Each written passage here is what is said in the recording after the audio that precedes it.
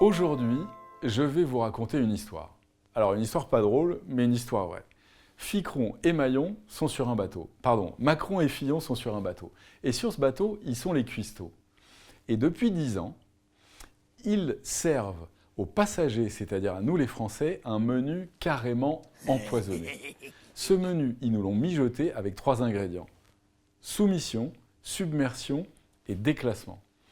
Alors, soumission tout d'abord. C'est la soumission à la forme la plus sauvage de la mondialisation et à son cheval de Troie, l'Union européenne et son cortège d'intérêts privés.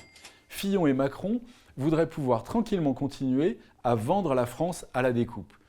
Fillon à AXA, en confiant pour des queues de cerises la privatisation de la Sécu à cette compagnie d'assurance. Macron à Servier. Servier qui est le principal fabricant du médicament contre l'hypertension, dont Macron voudrait qu'il soit mieux remboursé par la Sécu. Et là, on se demande si ce n'est pas son conseiller santé, M. Mourad, qui lui aurait pas soufflé la bonne idée, sachant que le dit M. Mourad est également l'un des principaux lobbyistes, je vous le donne en mille, de qui? Des laboratoires Servier, bien sûr. Ensuite, la submersion. La submersion migratoire et son lot d'insécurité, de terrorisme, de menaces permanentes sur notre mode de vie, sur la laïcité, sur la liberté des femmes. Ainsi, pour Macron, le burkinisme, un problème.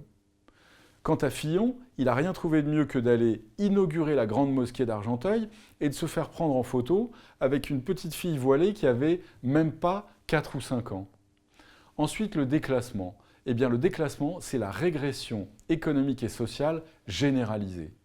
9 millions de pauvres, 7 millions de chômeurs, dont 1 400 000 sous Fillon et 1 200 000 sous Hollande et Macron. Eh bien ça, avec Marine, c'est terminé. On prend Ficron et Maillon, enfin je veux dire Macron et Fillon, on les met à la chaloupe, on met Marine à la barre, parce que c'est la seule à pouvoir remettre la France en ordre en 5 ans. Et surtout, faites passer le message.